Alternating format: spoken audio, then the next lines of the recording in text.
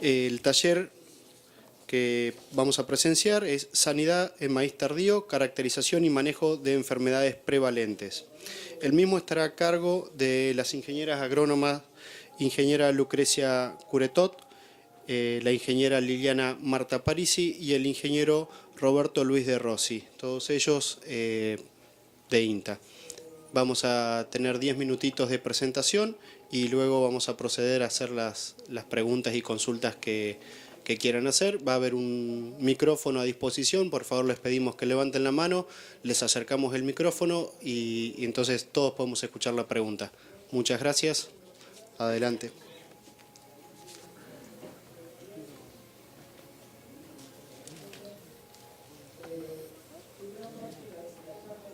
Bueno, buenos días a todos. Antes que nada, quería aclarar que Roberto de Rossi es del Laboratorio de Fitopatología de la Universidad Católica de Córdoba, no del INTA de Pergamino, Liliana y yo sí. Sí, compartimos mucho y trabajos y talleres y experiencias, y eso creo que es muy enriquecedor, y que estemos hoy acá los tres juntos nos pone muy contentos. Y además saludar a todos los relacionados a la agronomía y veterinaria en su día. Feliz Día del Ingeniero Agrónomo a todos los colegas. Este es el tercer año que hacemos este taller. Es Sanidad en maíz tardío. Y cuando nosotros hablamos de maíz, acá tengo una foto de un maíz sembrado temprano y uno tardío a la derecha. Y nosotros vemos que la variación de la fecha de siembra modifica las condiciones ambientales a las que se ve expuesta el cultivo a lo largo de la estación de crecimiento en los diferentes ambientes. Cuando nosotros vemos un maíz temprano versus un tardío, vemos que un tardío tiene una etapa vegetativa mucho más corta que un temprano, son rápidas las etapas de desarrollo y crecimiento, hay una alta tasa de aparición de hojas, es mucho más rápida respecto de un temprano por una cuestión de las altas temperaturas y alta radiación que disponemos durante diciembre y enero. La floración se da en febrero, también con muy buenas condiciones ambientales de radiación y temperatura, por lo cual la tasa de llenado, de fijación de granos es alta, y el llenado ya es en marzo, a partir de marzo, donde las condiciones ambientales empiezan a ser no tan buenas, tenemos menor radiación y las temperaturas son más bajas, y a su vez la humedad relativa y las precipitaciones son también más altas. Cuando hablamos de enfermedades foliares en maíz tardío, la prevalente, la endémica, acá está Miriam González, que nos acompaña también de la Universidad de Rosario, que es especialista en este tema, pero la roya común es endémica, que es natural, que es prevalente, que en el 100% de los lotes de nuestra zona la vamos a ver. Tiene una alta variabilidad este patógeno. En nuestra zona es biotrófico, por lo cual se está comprobando si realmente cumple todo su ciclo completo, pero en nuestro país sobre especies del género Oxalis, pero igualmente ya tenemos más de 10 razas citadas para nuestra zona, para la región núcleo. Y lo que tenemos que observar en maíces tardíos es cuando tenemos en vegetativos temperaturas medias bajas y alta humedad relativa e híbridos susceptibles durante el periodo vegetativo, que en general los maíces son más susceptibles a esta enfermedad durante el periodo vegetativo. Ya cuando nos vamos a otra enfermedad que es muy importante y prevalente, por lo menos en el norte de Buenos Aires, sur de Santa Fe, Entre Ríos, para la zona de Roberto, es la enfermedad más importante porque ellos siembran todo maíz tardío. Nosotros este año hemos tenido muchas consultas sobre maíces sembrados en enero. Cuanto más tarde nos vamos a la fecha de siembra, más problemas de tizón vamos a tener por una cuestión de que tenemos una acumulación de horas de mojado foliar más alta, y cada 14 horas de mojado foliar nosotros tenemos medidos que la lesión se incrementa 1 centímetro. Y esta enfermedad es necrotrófica, está en restos de cultivo y a su vez necesita salpicado de gotas de lluvia para subir desde las hojas del estrato inferior a superior. Cuando hay abundantes precipitaciones se expresa más y sobre todo en híbridos susceptibles. Y nosotros tenemos medidos que la lesión aumenta el largo 3,5 centímetros por semana cuando hay condiciones ambientales favorables. Como en roya, hay diferentes tipos de reacciones, de hipersensibilidad, tanto para tizón como para roya, y también híbridos con diferente comportamiento.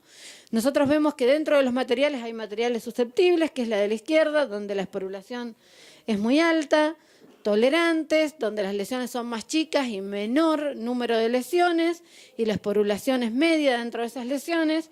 Y luego tenemos los híbridos que presentan resistencia vertical, donde rigen los genes HT, que son genes mayores, donde podemos ver lesiones cloróticas, lesiones necróticas rodeadas de un halo clorótico, como pueden ver acá a la derecha, y la esporulación es escaso nula. Hay muchos criaderos y nosotros cada vez vemos que hay, esta última campaña, un 40% de los híbridos de los ensayos comparativos de rendimiento que evaluamos tanto del INTA como de APRESID, como de escuelas aerotécnicas, un 40% presentaban este tipo de resistencia. O sea que hay variabilidad en cuanto a materiales. Y no queremos dejar de mencionar lo que pasó con bacteriosis, esta última campaña, en maíces de siembra temprana, pero mucho en tardíos debido a las grandes tormentas con vientos, lluvias que producen heridas en las hojas y son vía de entrada para bacterias. Esas lesiones pudimos ver estriados, bien desde la izquierda a derecha tenemos estriados finos, estriados más gruesos, tizones acuosos, estrías más finas bien sobre la nervadura y las manchitas blancas que algunas de ellas, según la doctora Cecilia Díaz y Norma Formento, también eran bacterias causadas por pseudomonas. Todos los estriados y los tizones acuosos nos estaban dando en centros especializados, como es la Universidad Católica de Córdoba o en el CIDEFI, en La Plata, que es donde hay que remitir las muestras, o también este análisis lo hace SENASA. Nos estaban dando pantoea y santomonas y también pseudomonas en sus diferentes especies.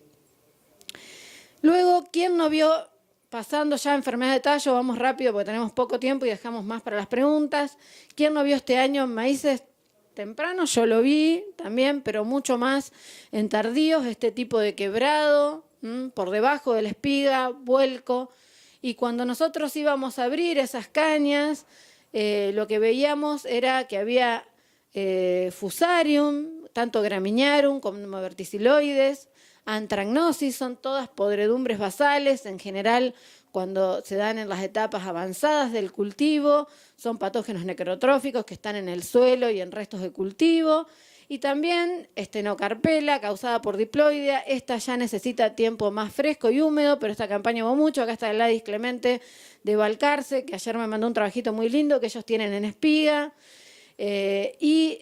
Cuando vamos a ver la caña está totalmente ahuecada, desintegrada, como es también el caso de antragnosis.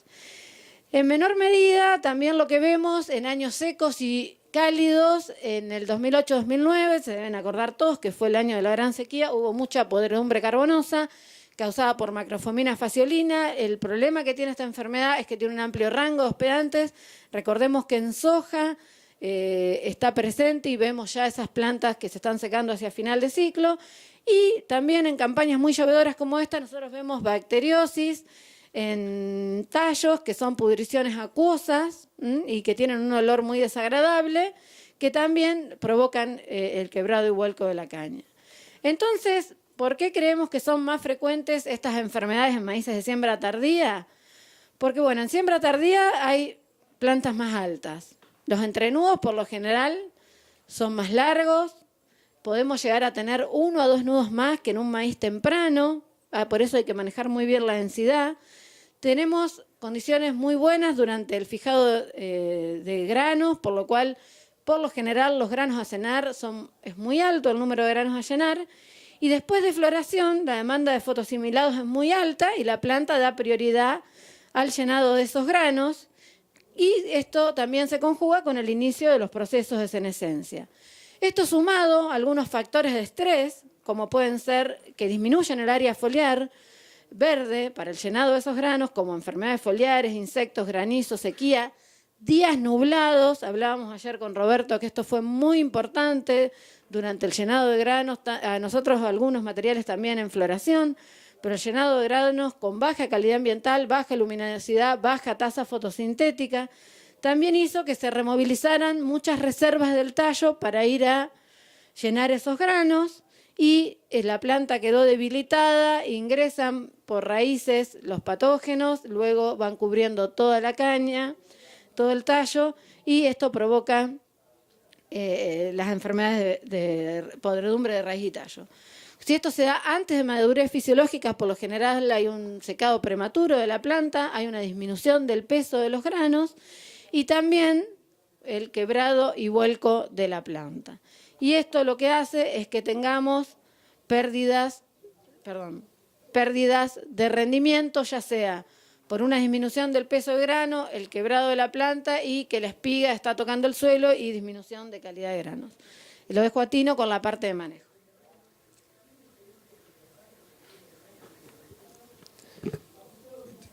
Buen día a todos, feliz día a todos los del sector. Continuando lo que decía Lucre, la idea ahora es continuar un poco con cerrando la idea de lo que pasa con las enfermedades, principalmente en el cultivo de maíz tardío, con un poco de lo que es el manejo. Si nos ponemos a pensar en el manejo completo que tendríamos que realizar de todas estas enfermedades, ahí les ponemos solamente como un ejemplo 8 puntos en los cuales sería interesante trabajar para poder bajar o tener una merma en esta importancia que tenemos en los últimos años, tanto en la ocurrencia como en la intensidad de enfermedades en maíces tardíos. Solamente por tiempo vamos a tomar algunos y vamos a hacer ejemplos en algunos y después en el momento de las preguntas, cualquier cosa profundizamos en lo demás. Pero vemos que el aspecto en el cual tenemos que trabajar es mucho más amplio que una sola toma de decisión.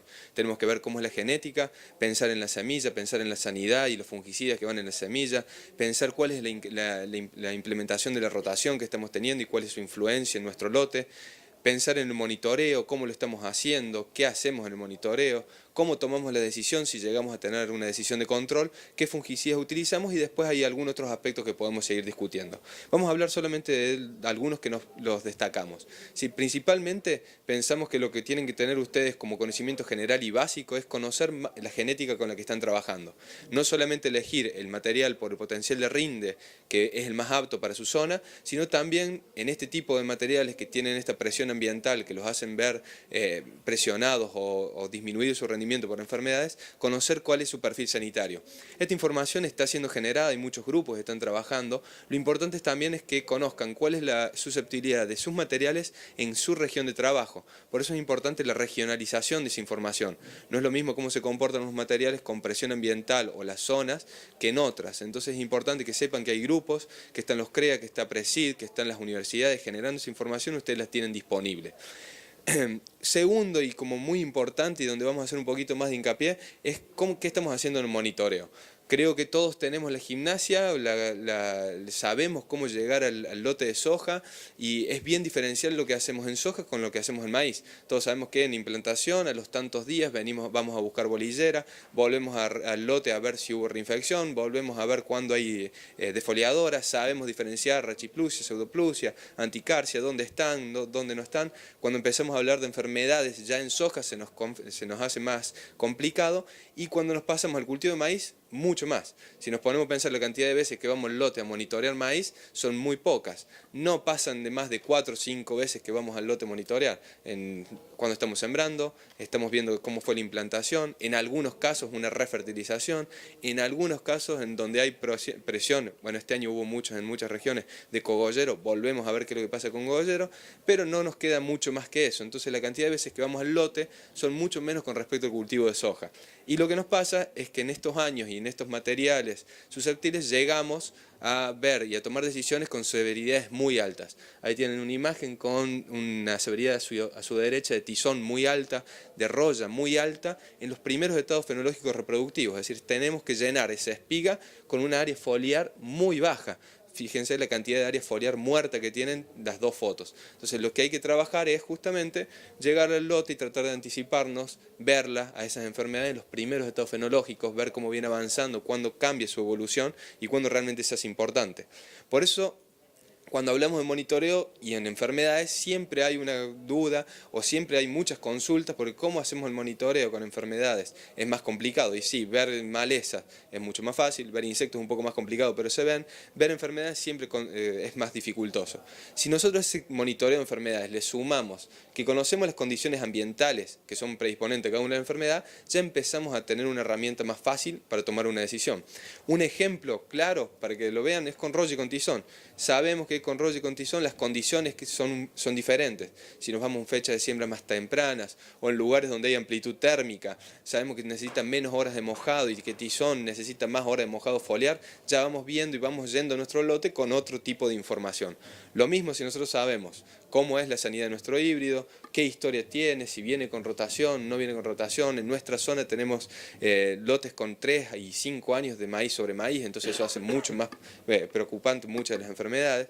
Y conocemos cuál es nuestra operatividad, ya el monitoreo cambia, se nos hace mucho más ameno y ir al lote y saber cuándo ir al lote es mucho más importante. Ahora, pensando en ese monitoreo, ¿qué es lo que vamos a monitorear en el cultivo de maíz? Todos sabemos que lo que tenemos que proteger en el cultivo son las hojas que están alrededor de la espiga. Entonces, darle más importancia a las hojas que están en vegetativos, que están terminando de desplegarse o las últimas desplegadas. Generalmente las de más abajo, las primeras, siempre se enferman, siempre van a tener síntomas. No tomar una decisión por esas que están ahí abajo, sí saber que si están enfermas, lo más seguro que si tienen condiciones conducentes, se va a poder seguir enfermando. Entonces es una alerta, pero en un sistema de una toma de decisión. Y por supuesto, ver, y si ya estamos en un estado más avanzado, en las hojas alrededor de la espiga. Ahora, hay muchas técnicas para cuantificar, para ir viendo cómo evoluciona, hay reglas, hay escalas, hay imágenes. Lo que tienen que saber es que están las formas de seguir el monitoreo del lote y hay distintos umbrales. Ahí ustedes tienen uno para rollo y uno para tizón. Son importantes, es importante conocerlo, pero no es la única herramienta que tienen. No es que tengamos que llegar directamente a ese umbral para tomar una decisión. A eso vamos. El otro punto importante es qué decisión de control, cuándo tomar una decisión de control con este tipo de enfermedades. Si se ponen a pensar, estamos muy basados en los estados fenológicos, aplicar en B8, B10, aplicar en BTR1, y eso solamente nos está diciendo en qué estado del cultivo, en qué estado ciclo fenológico está el cultivo. No nos está diciendo cómo está la enfermedad, si está avanzado o no, si está parada, si el híbrido es susceptible. Entonces son varias cosas las que tenemos que tomar para tomar una decisión. Por ejemplo, conocer cuándo fue el inicio de la enfermedad, seguirla, conocer cuáles son los umbrales para nuestra zona, conocer si nuestra llegada con el fungicida va a ser de forma más preventiva o va a ser más curativa. Saber si hay en algunas zonas que hay un sistema de previsión. Nosotros en Córdoba este año tuvimos y realizamos un sistema de previsión para tizón. En Entre Ríos, Norma Formento está trabajando en otro. Es decir, hay herramientas que las tenemos que tener en cuenta. ¿Para qué? Para tomar una decisión, como dice en el último punto, basada en criterio. Saber en qué estado fenológico estaba, saber cuál es el estado fenológico que más tenemos que proteger, saber cuándo empezó la enfermedad, conocer el umbral, conocer si hay sistemas de aviso y recién ahí tomar una decisión.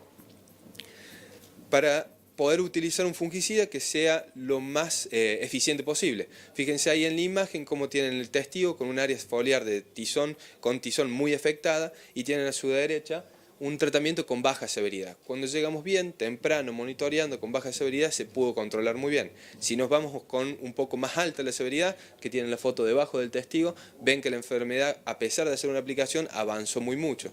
Y por supuesto, si lo comparamos con un doble tratamiento, nos está mostrando que los fungicidas son eficientes y que podemos lograr un cultivo sano, pero eso lo tenemos que ver para cada momento. Ahora, hay diferencia entre los fungicidas, tenemos que seguir buscando. Esto es un trabajo que se vienen generando y se vienen haciendo. Lo importante es, en este momento en el que estamos hablando, que hay malezas resistentes, que hay un montón de herbicidas que estamos utilizando de nuevo. Lo mismo nos pasa con insectos. Seguir trabajando con la parte de fungicidas y saber que se está trabajando para tener mayor información y no solamente comprar fungicidas en general, ¿sí? Es una buena herramienta en los cultivos de siembra tardía, en el cultivo de maíz. Sabemos que tenemos respuestas económicas muy importantes, que eso ha afianzado la utilización. Nosotros tenemos en nuestra zona en los últimos años casi un 60% de lotes aplicados en la región centro-norte de Córdoba, en la región de Río Cuarto, que acá está también representante Julián García, ellos están en un porcentaje parecido. Cuando hay enfermedad realmente vale hacer una aplicación, siempre y cuando el híbrido es susceptible, y también empezar empezar a medir el control, no solamente la respuesta en rendimiento, sino qué es lo que responde los fungicidas y cada fungicida parando la enfermedad. Para cerrar solamente esta parte de manejo y después quedamos abiertos a la parte de preguntas, sabemos que el ciclo de cultivo tiene distintas etapas importantes en cuanto a las enfermedades.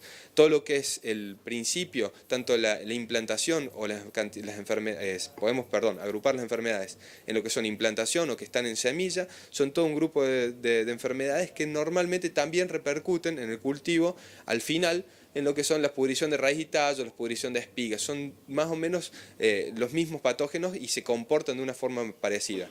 Ahora, también tenemos los que estamos hablando recién, que son las enfermedades foliares. ¿Por qué las separamos en tres grupos? Porque el manejo va a ser distinto. El manejo de las enfermedades que destacamos tanto al principio como al final es un manejo básicamente previo, un manejo en el cual tenemos que conocer cuál era nuestro material, cuál es la susceptibilidad, cómo venía el lote. Tenemos que mantener esa información que es previa.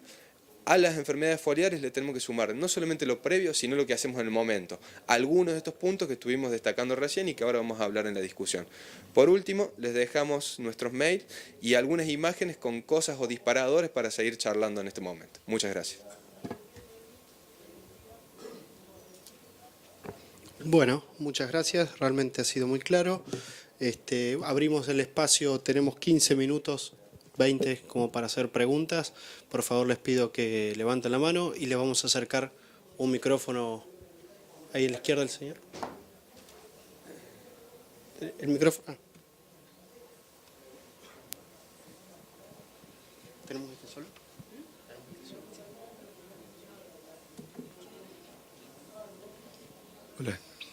Hola. Para el ingeniero de Rossi, ¿alguna referencia acerca del sistema de prevención que nombró? Estamos hablando de la provincia de Córdoba y qué grado de extrapolación podría tener, por ejemplo, para el sur de Córdoba. ¿Se escucha ahí o por el micrófono? Porque viene solo. Sí.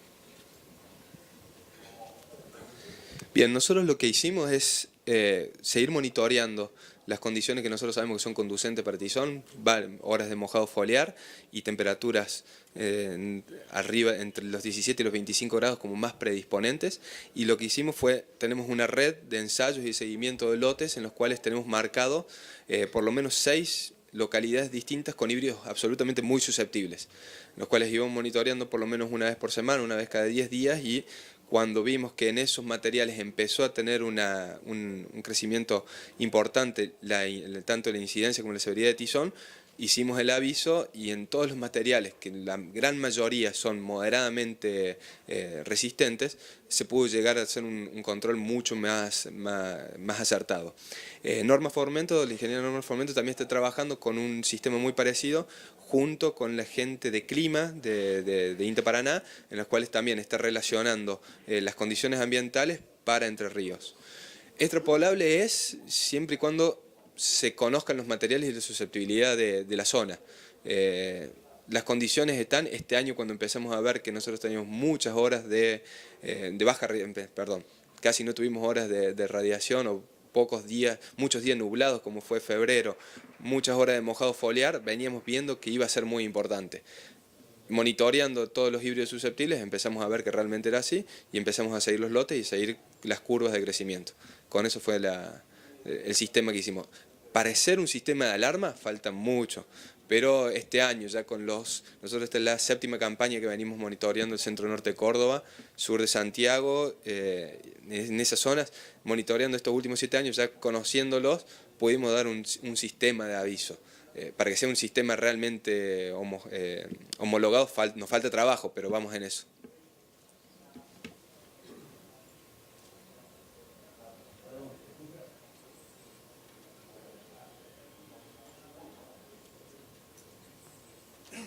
Yo quería aclarar algo, sin micrófono igual. Lo que pasó por ahí un poco este año, por ahí Julián también lo puede aclarar, que del sur de Córdoba por ahí se podría extrapolar la información que tienen ellos solamente a los maíces sembrados fines de diciembre o enero, que pasó mucho porque esta campaña, como diciembre no había llovido, se sembró mucho en enero y hubo muchas consultas de tizón en el olvidé, perdón, de responderte esa última parte de la pregunta. Pero sí, iba por ahí. Muchos de los materiales sembrados tarde en el sur de Córdoba son materiales que son susceptibles normalmente, pero que son normalmente sembrados temprano. Si no llegan a enfermarse. Con el corrimiento que hubo en el sur este año, muchos se enfermaron. Hola. Sí, les hago una consultita. Perdón, no es de maíz tardío, pero es de maíz y sé que ustedes manejan ambos cultivos. Tuvimos muchas consultas. Primero, yo soy de la zona de Oliveros, así que para que se ubiquen. En las primeras etapas de maíces tempranos nos han aparecido unas manchitas redonditas, así como si fueran parecidas a aquella, que se dijo en algún momento que podía ser cabatiela, no sé, puede ser algo así. Y las consultas no llueven, y a veces para saber es si se justifica alguna aplicación de eso, si realmente es cabatiela o realmente es deriva de doble golpe, a veces que están haciendo en esa época también.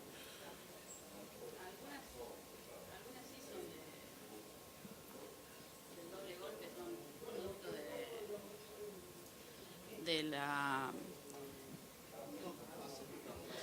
Ok.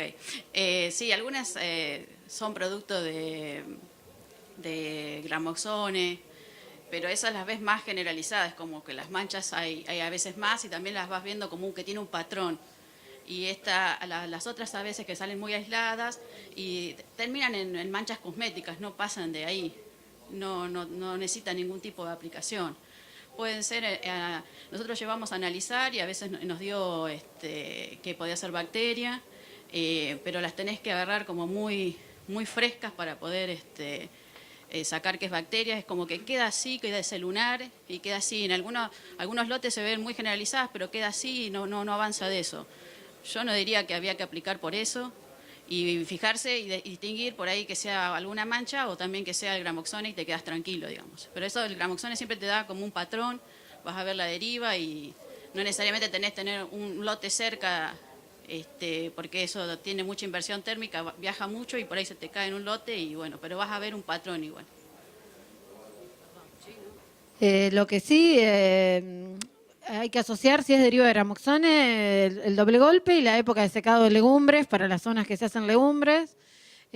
También puede ser una mimix, que son lesiones que imitan enfermedades.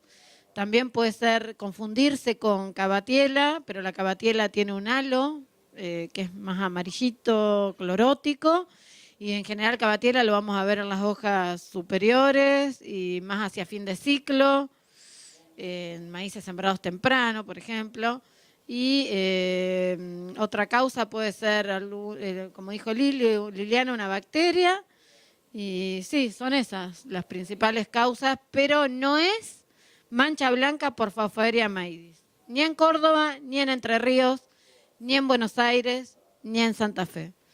O sea, Phauphaeria maidis, hasta ahora yo la vi en embarcación en Salta. Cecilia Díaz de la Universidad de Tucumán es la que la citó, la que estudia esa enfermedad.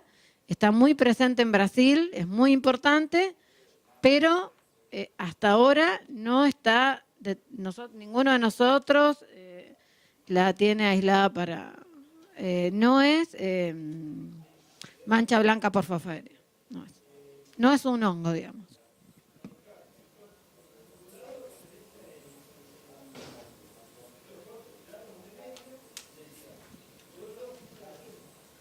Hola, buen día.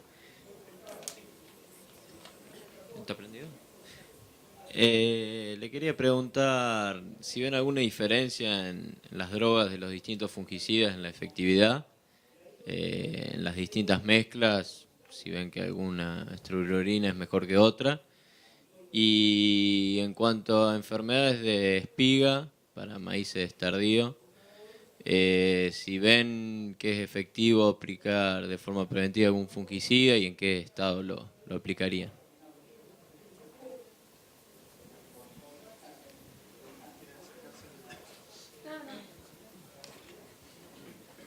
Bueno, yo voy a responder la de fungicidas, después le dejo a Tino la de espiga y si querés agregar algo de fungicidas. Por lo general, los fungicidas de las empresas más conocidas, que todos conocemos, que sabemos, que están en el mercado, son todos muy efectivos, buenos para el control tanto de roya como tizón.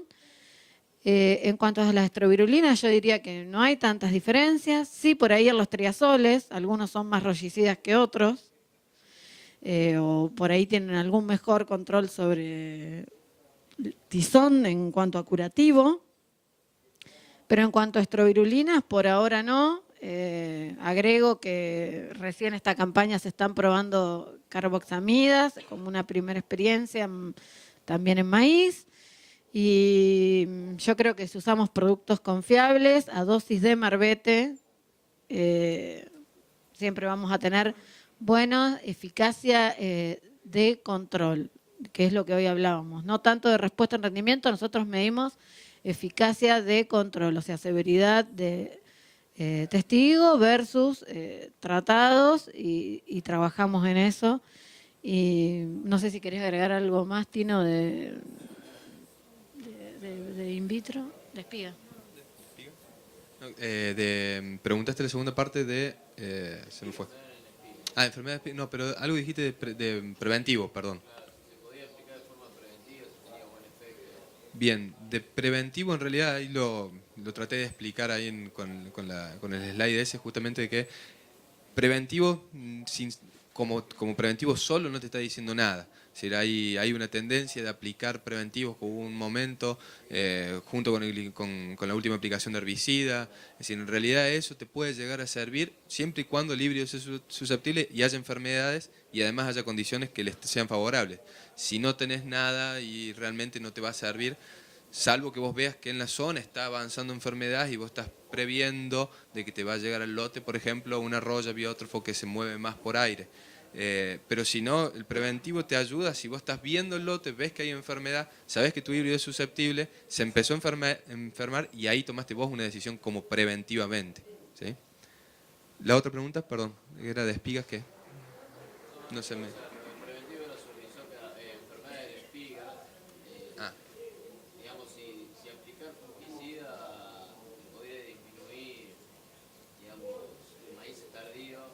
Bien. Hay trabajos hechos con aplicaciones dirigidas en invernaderos o con aplicaciones dirigidas antes de una inoculación que muestran que sí pueden llegar a tener algún tipo de efecto. Todo lo que nosotros hacemos a campo, normalmente, si nosotros venimos haciéndolo hace rato, tratando de ver la relación de aplicaciones a campo con la producción de micotoxinas y la producción de hongos en espiga, no tenemos resultados directos, no se pueden correlacionar. Principalmente porque tenés muchas espigas que tienen en distintos periodos en los cuales tendrías que estar aplicando para mojar y tener los estigmas protegidos durante mucho tiempo y normalmente no hay una correlación. Si vos lo haces dirigido, que sabés que estás aplicando y haces una inoculación, sí hay respuesta, es decir, el fungicida lo puede darte una mano, pero a nivel de campo es muy difícil.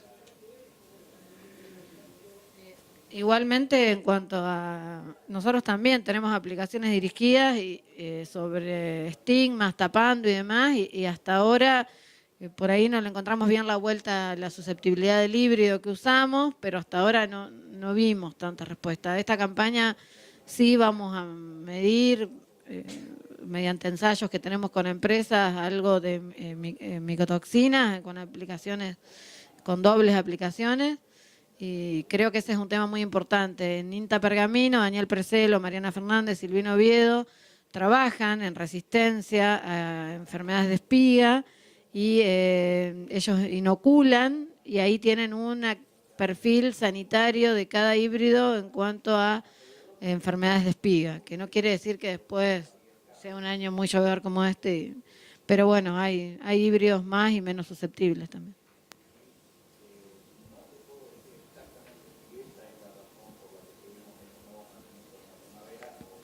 Sí, la pregunta es si a misma fecha de siembra hay diferente expresión de enfermedades en un maíz de segunda sobre un rastrojo de trigo versus un maíz tardío sobre un rastrojo de soja sería.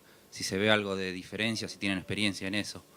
Y después si se podía explayar un poco más con el tema de fungicida en semillas, si es una práctica, la nombraste vos en el manejo, si lo ves como una práctica que hay que realizar o está bien, se monitoreará antes, pero igualmente como el maíz tardío uno está ya en diciembre, está todo apurado ahí, sí es una práctica que están usando.